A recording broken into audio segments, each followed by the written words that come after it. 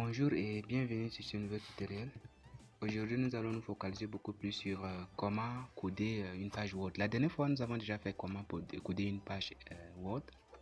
Cette fois, nous allons nous basculer beaucoup plus sur comment coder une page Excel. Ce qui est encore intéressant ici, c'est que dans Excel, on peut faire la double authentification. On peut authentifier comme on l'a fait avec la page Word en entrée du document et à l'intérieur du document. En ce qui concerne le codage à l'entrée du document, c'est-à-dire à l'ouverture même du document, on va te demander un mot de passe. Il suffit simplement de venir sur Fichier, de venir sur Information. Après Information, on vient sur le classeur, protéger le classeur. Et sur Protéger le classeur, on prend sur Chiffrer. Maintenant, sur la fenêtre qui apparaît là, on entre simplement un mot de passe. Voilà. Et on va nous demander encore une fois de plus d'entrer le mot de passe. On entre le mot de passe. Et puis, pap, c'est déjà fait. Vous avez vu que la fenêtre s'est peinte en jaune. Ça veut dire que notre classeur est déjà protégé par un mot de passe. Enregistrons donc notre classeur au bureau avec un nom quelconque. Moi, je vais lui donner un nom F. Comme ça. Voilà. Et c'est fait. Donc, essayons un peu d'enregistrer et de fermer. Donc, nous avons déjà enregistré. On va fermer. Et on va réouvrir. Voilà. Donc, ici, je vais activer donc l'affichage. Voilà, donc voilà le document. Comme vous voyez ici, il y a une toute petite clé là sur la page Excel. Donc je vais lancer, on va me demander d'entrer le mot de passe.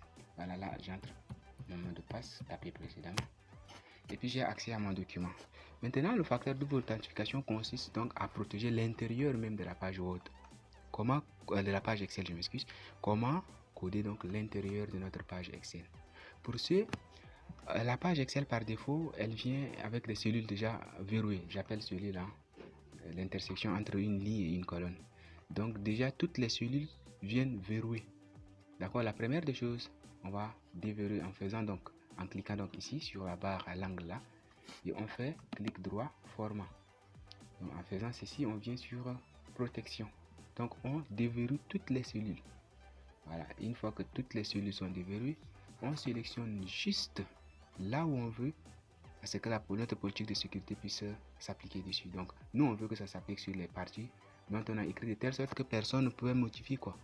Donc si quelqu'un peut par exemple modifier quelque chose ici, la personne peut taper par exemple 56 ou 45 comme ça, et bien que la personne n'ait pas la main à taper sur la partie dont on veut travailler dessus. Pour ce, on va sélectionner donc la partie qu'on va travailler dessus jusqu'ici. C'est cette partie qu'on ne veut pas que quelqu'un puisse avoir la main dessus.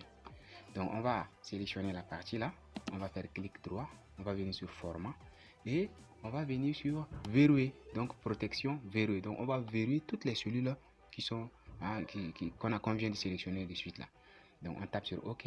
Maintenant on revient sur notre onglet révision ici et sur révision on vient sur protéger la feuille. Donc on clique sur protéger la feuille, on peut entrer toujours un mot de passe différent de celui d'avant bien sûr.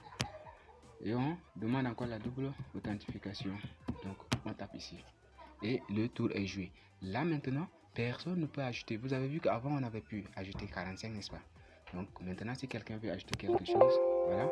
La cellule ou le graphique que vous essayez de modifier se trouve sur une feuille protégée. Pour apporter une modification à celui-ci, vous devez ôter la protection. Dès lors que la personne n'a pas le mot de passe, la personne ne peut pas ôter la protection. Donc c'est une garantie totale.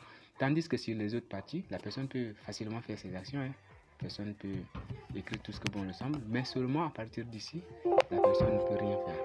D'accord? À partir d'ici, la personne peut travailler dessus, mais ici, personne ne peut ajouter quelque chose. J'espère que ce tuto vous a été utile. Merci beaucoup de m'avoir suivi et à la prochaine.